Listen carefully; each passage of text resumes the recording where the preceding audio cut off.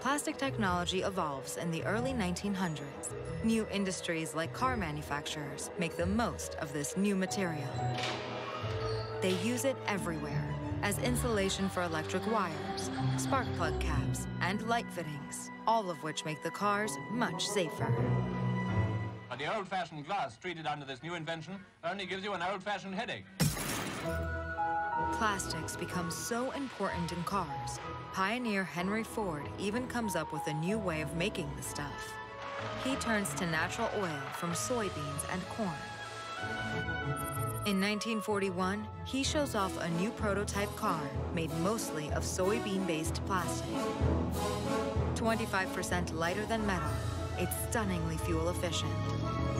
But Ford can't pursue the project because history steps in.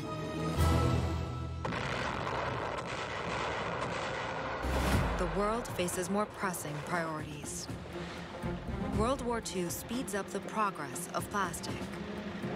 The Allies need it to make fighting machines more efficient. Metal, steel, copper, aluminum, and zinc are all in short supply. There's not much natural rubber either. Southeast Asia is occupied by the Japanese, so plastics become a substitute for traditional manufacturing materials. To cope with the demands of wartime, petrochemical companies build massive new plants, turning crude oil into plastic. It's used in planes and tanks to make gear wheels, synthetic rubber tires, parachutes and ropes, all made from nylon. This paratrooper floating down to welcome Mother Earth is depending on plastics to get him there safely.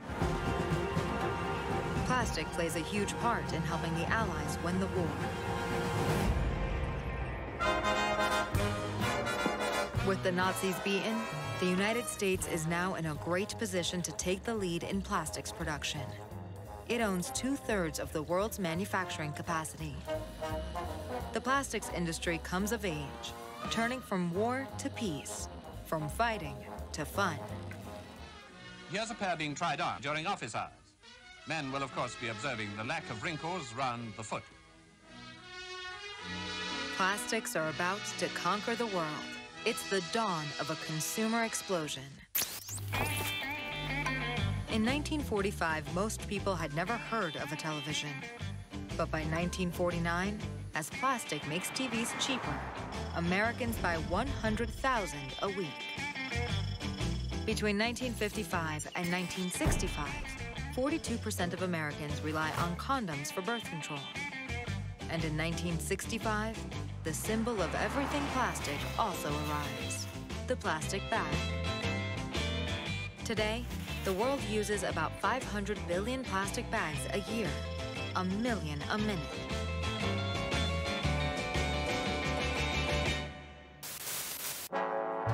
Through the 40s, 50s, and 60s, the plastic revolution begins. Anne has her own system when she prepares salads and other food. She just covers them with clear plastic film. Every record is made with the same high-fidelity standards. In the world of tomorrow, plastics will certainly call the tune. These post-war decades are when plastic becomes a lifestyle. The one way to buy Tupperware is a fun way. At a Tupperware home party. Nowadays, everything can be made in plastic, turning a huge sheet of plastic into a boat in 9 minutes flat. And the extras are optional. And there's no need to worry about running on the rocks. This new boat will take it. By the end of the 60s, plastic even makes it off-planet. That flag Neil Armstrong plants on the moon? Nylon. Here's where plastic really goes through the roof. In 1950, the world produces 1.5 million tons of plastic, about 60 oil tankers. By the middle of the 1960s, production has rocketed to about 25 million tons, around 1,000 oil tankers. In the 1970s, it doubles, reaching about 50 million tons, nearly 2,000 oil tankers, roughly the same weight as the Empire State Building, 140 times over.